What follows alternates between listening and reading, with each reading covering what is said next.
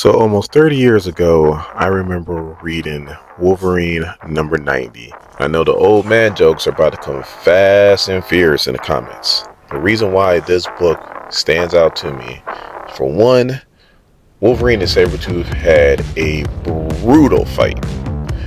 And for two, something happened that I almost had to wait a year to find out the results of. Let's get into it. So there's a 6-part limited series called Legion Quest. Now, Legion is the son of Professor Xavier. He is an extremely powerful Omega level mutant. And the things that he did in that 6-part series started the Age of Apocalypse a lot earlier than what it would normally start. So in the other X titles, there were like crazy things that were happening. And we wouldn't find out the results of those things until the Age of Apocalypse was over. Now, I'm not going to get into all that. I'm not even going to get into Legion Quest because those are things that I want to cover later on down the road, especially the Age of Apocalypse. But I do want to talk about Wolverine. Now, Professor Xavier is a very wise man, but even wise men can make mistakes. His mistake is he thought that he can rehabilitate Sabretooth like he did Wolverine, even though Wolverine was steadily trying to tell him that we ain't the same. Like, well, Sabretooth kills because he likes killing. I kill because I had to. He kills because he wants to. There's a difference. But Professor Xavier wasn't trying to hear that. Wolverine wasn't trying to beat a dead horse. So he said, whatever, if you want to try, you can try. I'm going to keep an eye on him. So this takes place at the mansion. Wolverine is keeping an eye on Sabretooth. Sabretooth's sitting in the holding cell. Wolverine is like, hey, you want to talk? Sabretooth ain't trying to hear that shit. And he rushes at Wolverine, and then you can see that there's a force field there, and he's trying to push through the force field. And Wolverine is telling him, like, look, Ford's made that force field, and he said it will take down a full-grown mad elephant. And Sabretooth's like, well, I ain't no elephant. And then all of a sudden, the force field's too much, and Sabretooth falls back.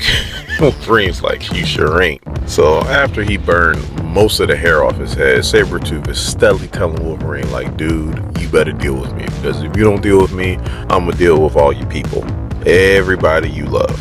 So Wolverine's like, whatever, and he goes, he works out, he takes a shower, he makes himself some dinner, and he's sitting down and he's watching the news.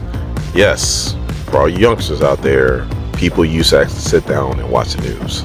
And they got this psychiatrist who's talking about this one psychopath who, like, I guess he ripped out a cop's throat with his teeth and killed him, and then he beat another cop with his own billy club. And the psychiatrist is talking about, like, the mind pattern of a psychopath. So then Wolverine goes to bed, but he keeps thinking about what the psychiatrist is saying. He keeps running through his head, and then finally something clicks.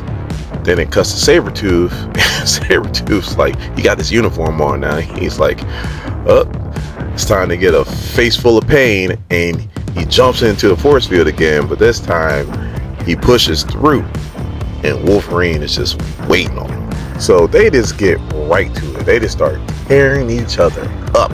This is back when Wolverine had the bone claws, so he ain't doing as much damage as when he had the adamantium claws. I mean, there's a point where Wolverine went to go kick Sabretooth. Sabretooth ducked and hit Wolverine right in his nuts. His face is like classic. So now Wolverine's done messing with Sabretooth, and he grabs him and he slams him right into the wall. I mean, face first, hard as hell. So hard that Sabretooth is now missing a tooth, ironically. And then Wolverine, like, puts his right hand underneath Sabretooth's chin, and Sabretooth is talking mess to him.